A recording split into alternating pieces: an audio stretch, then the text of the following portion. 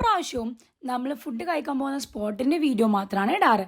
ഇപ്പം സമയം 1:50 രാത്രി. ഈ ടൈമിൽ പെരിന്തമണ്ണയിൽ ഏതൊക്കെ ഷോപ്പ് നമുക്ക് ഓപ്പൺ ആണെന്ന് നോക്കിയാലോ. ഫസ്റ്റ് നമ്മൾ ബിസ്മി പാർക്കിൻ്റെ ഓപ്പോസിറ്റുള്ള ഹെൻജോ ക്ലബ്ബ് ഓപ്പൺ ആണ്. പിന്നെ കബാബ് എക്സ്പ്രസ്സോ നമ്മുടെ മൗസിയുടെ അവിടെയുള്ള ജാം ജൂമിൻ്റെ അവിടെയുള്ള ചായ പീടികയും ഓപ്പൺ ആണ്.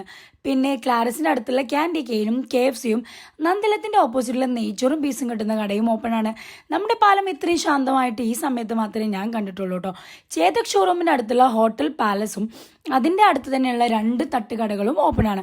തിരൂർക്കാട് പാലം എത്തുന്നതിന് മുമ്പുള്ള ഫ്രൂട്ട് ഷോപ്പും തട്ടുകടയും ഓൾസോ ഓപ്പൺ ആണ് ഗായ്സ്. പിന്നെ നമ്മളിപ്പോൾ തിരൂർക്കാട് പോകുന്ന സമയത്ത് ഷാർജ ഹോട്ടലും അതിനടുത്തുള്ള തട്ടുകടയും പിന്നെ 24/7 വേ ബ്രിഡ്ജ് ഇവിടെ ഓപ്പൺ ആയിട്ടുള്ള ഞാൻ ആദ്യമായിട്ട് കാണാണ്. ഇനി നമുക്ക് ടയർ എന്തെങ്കിലും ശരിയാക്കണേ ഇവിടെ വന്നാൽ മതി.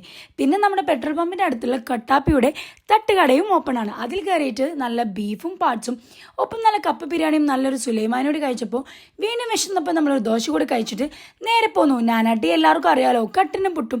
പിന്നെ ഫാമിലിയുടെ ഓപ്പോസിറ്റുള്ള 2 തട്ടുകടയും നമ്മുടെ കേരള ഹോട്ടലും ഓപ്പൺ ആണ് കേട്ടോ. അതിനടുത്തുള്ള ബിഗ് വേയും പിന്നെ നമ്മുടെ ട്രാഫിക് ലൈറ്റിൻ്റെ അടുത്തുള്ള അവിൽ മിൽക്കിൻ്റെ ഷോപ്പും അതുപോലെ തന്നെ മൂതേൽ സ്വീറ്റ്സും ഓപ്പൺ ആണ്. പിന്നെ നമ്മൾ പോകുമ്പോൾ ഏലക്കാട് അടുത്തുള്ള ജി കഫേയും പിന്നെ ഷിഫയുടെ ഓപ്പോസിറ്റുള്ള തട്ടുകടകളും ഓപ്പൺ ആണ്.